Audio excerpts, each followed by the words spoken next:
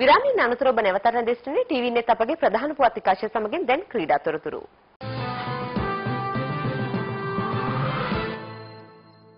මයික්‍රෝමැක්ස් කුසලාන තුන්කොන් cricket තරගාවලියේ සත්කාරක ශ්‍රී ලංකාව හා ඉන්දියාව අතර තරගයේ ඊයේ පැවැත්වුණා.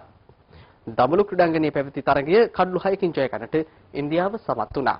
කාසියේ වාසිය දිනෝ ශ්‍රී ලංකා නායක කුමාර සංගක්කාර ප්‍රථමයෙන් පන්දුවට පහර දීමට තීරණය කළා. තරගයේ ආරම්භක පන්දුවෙන් උපුල් තරංගව පිටියෙන් ඉවත් කිරීමට ප්‍රවීන් කුමාර් සමත් වුණා. නායක කුමාර සංගක්කාරට ලබා ගැනීමට හැකි වූයේ ලකුණු 2ක් පමණයි. යලිත් වතාවක් වැරදි විනිසුරු තීරණයක් නිසා මහේල ලකුණු 4කට පිටියෙන් ඉවත් වුණා. පසුගිය තරගයේදී සාර්ථක වූ තිලාන් සමරවීරට රැස් කර ගැනීමට හැකි වූයේ ලකුණු 7ක් පමණයි. එන්ජලෝ මැතිව්ස් සහ චාමර කපුගෙදර රාජේන්ද්‍ර ජඩේජාගේ පන්දු හමුවේ දෙවි ගියා. ආරම්භක පිතිකරු ටීඑම් ඩිල්ෂාන් ලකුණු 45ක් ලබා ගත්තත් අනවශ්‍ය පහරක් කරා ගොස් ඕජාගේ පන්දුවක් හමුවේ දෙවි ගියා. පසුපෙළ පිතිකරුවෙකු වශයෙන් ලකුණු 43ක් ලබා ගන්නට සුරාජ් රන්දීව් සමත් වුණා. ඒ අනුව පන්දු වාර 46යි එක් පන්දුවකදී සීළු දෙනා දෙවි ශ්‍රී ලංකාවට ලබාගත හැකි වූයේ ලකුණු 170ක් පමණයි. ඉන්න අනතුරුව එම ඉලක්කය හඹා යාමට පිටියට පිවිසි ඉන්දියානුවන් ප්‍රසාද ලකුණද සමගින් කඩලු 4ක් පමණක් දෙවි තරගයෙන් ජය ලබා ගත්තා. විරේන්ද්‍ර ශේවාක් නොදෙවි ලකුණු 99ක් රැස් කළා.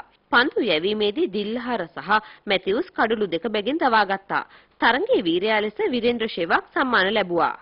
ලෝකයේ ප්‍රථම යෝන් ඔලිම්පික් උළෙලේ දෙවන දිනයේ ඊයේ නිමව දටුවා. එෙහිදී නවසීලන්තය සිය ප්‍රථම රන් පදක්කම දිනා ගැනීමට සමත් වුණා. පිරිමි තුන් ප්‍රයාම තරගයේ ආරුන් බාකර් ජය හිමි කර ගනිමින් නවසීලන්තයට ප්‍රථම රන් පදක්ම දිනා දුන්නා. ආරුන් තරගයේ නිම කළේ ප්‍රතිවාදියාට තප්පර 17කින් ඉදිරියෙන් සිටමින්. මෙහි විශේෂත්වය වන්නේ ආරුන් ඇස් නොපෙනීමේ දුර්වලතාවයෙන් පෙළෙන ක්‍රීඩකයෙක් වීමයි. මේ අතර ඉරාන පාපන්දු කණ්ඩායම පැපුවා නිව්ගිනියාව පරාජය කරමින් කාන්තාංශයේ ජය හිමි කරගත්තා.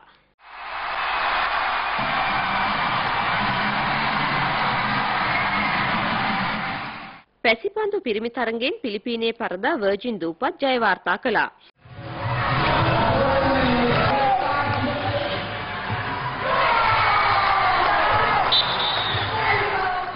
පිරිමි පසුපසාර මීටර 100 තරගයේ රන් පදක්ම හිමි කරගත්තේ ඊශ්‍රායලයයි.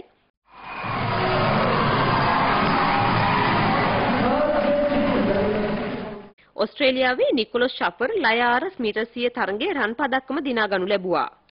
ජපානයේ සිය දෙවන රන් පදක්කම ලෙසට කිලෝග්‍රෑම් 49 බරපන්තියේ මල්ලවපොර ඉසව්වේ රන් පදක්කම දිනා ගනු ලැබුවා.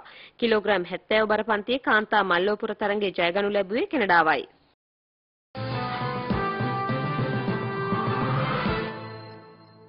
මේ සූදානම් වන්නේ දවසේ විනිමය අනුපාතය විමසා බලන්නට.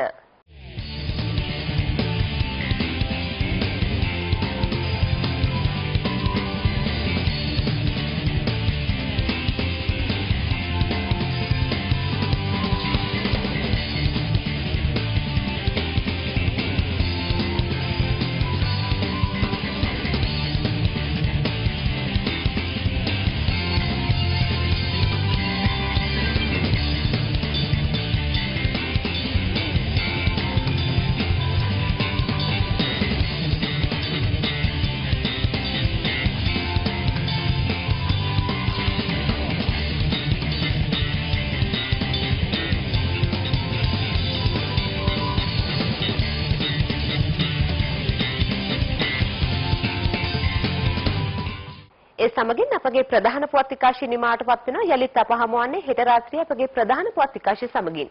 ඔබට සුබ දවසක්. අයිබෝවන්.